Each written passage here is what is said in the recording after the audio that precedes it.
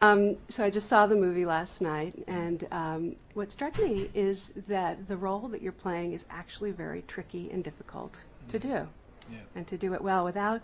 And this doesn't mean that I think you look silly, but there's a risk always Mm. when you're playing that swoony, Mm. good-looking guy.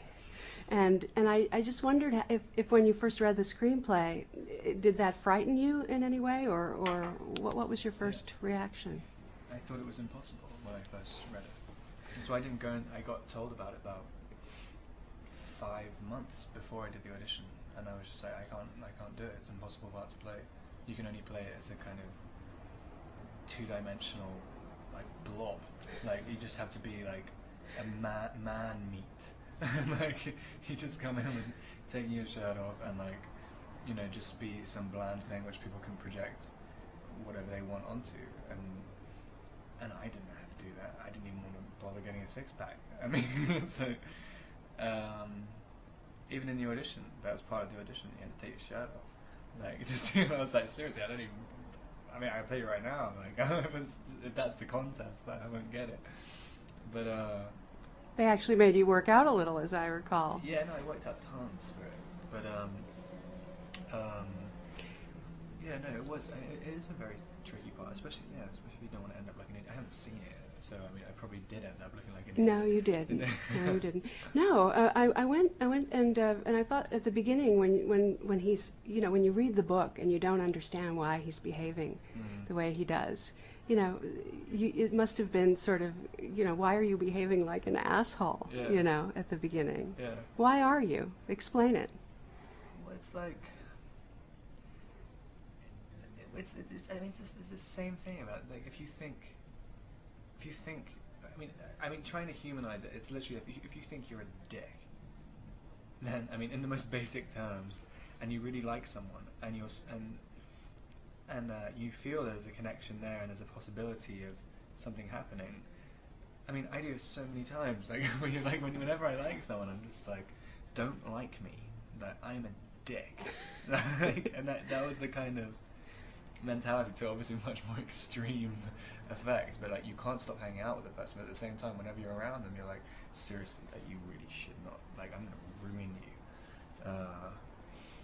So how I've did just realised why Stephanie Meyer said in that interview, why I wouldn't be a good boyfriend. I've suddenly realised. I was just wondering all day. Oh yeah. Well, you're a very good boyfriend. You're the fantasy boyfriend in this, which is one of the reasons why women are responding as strongly as they are. Can you analyze that a little in terms of, it's the part that was written, it's the part that's created that people are responding to so strongly, and then they're throwing you Yeah. into the They mix. just transferred it over. Exactly. I still don't really know because I mean I think I played it different to how it is in the book. I think. I mean, you see, I don't know. I felt like I was doing it slightly differently. Explain. Maybe No, tell me, what was your concept? Well, I mean, just in the book, he's so in control of himself. Like, even though he says he isn't, you always get the feeling of security when you're reading the book. You know that when he says, "I don't want to do anything to harm you," you know I'll never harm her ever. But I really wanted to make it, a lot of stuff I had to change because it was too different from the book. But I mean, even little tiny things like at the end when at the prom. I mean, just silly little things. I tried to make it look painful. You did. Yeah. You looked like you were struggling. Yeah. Oh, that's good. That's good. No, and well, there's something else that goes into movies. They have to look real. Yeah. You have to bring it to life, Yeah. as it were. And Was there a debate about the makeup? yeah, a lot of it. Tell me what went on with that. Well, I think because I don't have very many lines on my face and stuff, they couldn't do like too white because it took away all my expression, and so it was much. I guess mine is a lot finer the makeup than on a lot of the other vampires, because I just looked like a kind of kabuki thing. I mean, kind of half kabuki, half like transvestite, and I mean. So they had to do that, and then they ended up doing an airbrush thing, and then I forgot somebody else brought up like lipstick. I didn't really understand the concept behind the lipstick, but just various different things. I mean, I wasn't particularly involved. I was just like the victim. You did what you were told, right? Yeah. Right. I didn't even think about the makeup and stuff when I was going into it. I just. So I was looking. I got a screener of the movie How to Be. Oh really? Yes. And I wondered why it hasn't got a distributor. Have you any knowledge of that? And when did you shoot that in relation to this movie, Twilight? That was.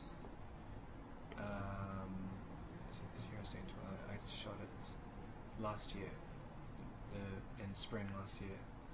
I don't know why it hasn't got a distributor. I think it's just because it's just very random.